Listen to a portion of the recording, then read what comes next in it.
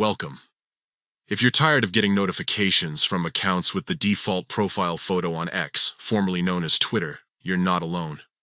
These notifications can clutter your feed and distract from the conversations that matter most.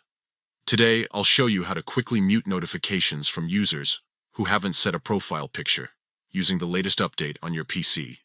First, open X in your browser and log into your account.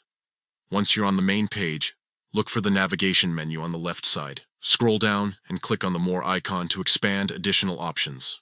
From the list that appears, select Settings. Now that you're in the Settings menu, find and click on Privacy and Safety. This section lets you control who can interact with you and how you experience notifications. Next, within Privacy and Safety, look for the option called Mute and Block. Click on it to continue. Inside the Mute and Block section, you'll see several ways to filter out unwanted content. Here, click on Muted Notifications. This is where you can fine-tune which types of notifications you want to avoid. You'll see a list of options for muting notifications based on different criteria. Look for the checkbox labeled Who have a default profile photo. By checking this box, you're telling X to mute notifications from any user who hasn't uploaded a custom profile picture.